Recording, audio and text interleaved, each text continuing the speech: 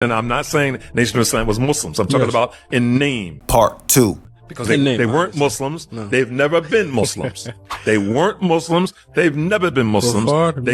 They're Kuffar, Mushrikun, but we're going to switch it up now. We're going to say Mushrikun, Kuffar, right?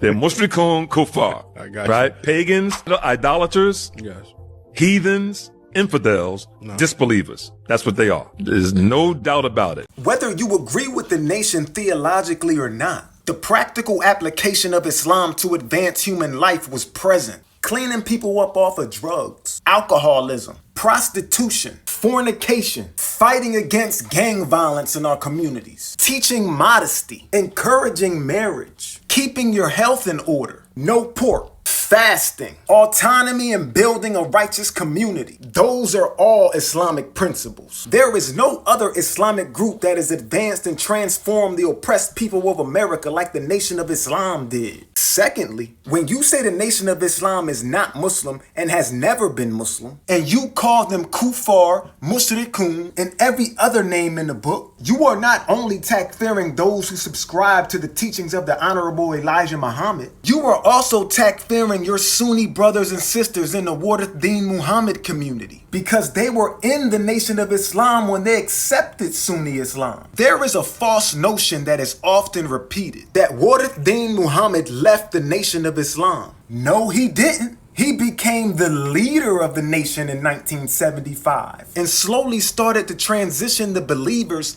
into Sunni Islam. So even if you believe that prior to 1975 was not Islam, it was technically the Nation of Islam who led the biggest mass conversion of Sunni Islam in U.S. history. We're talking hundreds of thousands of people. That's another establishment. This is why our community has had no growth since 1975. Y'all like to use the disrespectful term Kuffar or Mushrikun for the Nation of Islam, who led the biggest mass conversion of Sunni Islam in United States history, has helped build your community. But you have no words for the people who enslaved your people and turned you into human capital. Y'all focus solely on issues of Aqidah. But whether someone has an abstract or anthropomorphic view of Allah is not what's destroying our communities. Whether you think Allah's attributes are allegorical or literal is not what's destroying our communities. Whether you think Allah's uniqueness is absolute or relative is not what's destroying our communities. You are doing exactly what our enemy wants you to do, unless he's your ally, focusing on theological differences as an excuse to stir up division and dissent amongst our people. And then you walk outside and have no smoke for that liquor store on the corner. You have no smoke for that gas station selling drug paraphernalia and gambling to our people. And what makes it even worse? Some of these people who own these stores are the real Muslims and you do nothing about it. I don't see one video from y'all in circulation condemning these Muslims who own these stores in our communities. And I'm tired of hearing that Islam is perfect but Muslims are not. Stop using cliche statements as a replacement for getting out and doing something about it. What, they get a pass for destroying the black community as long as they're Muslim?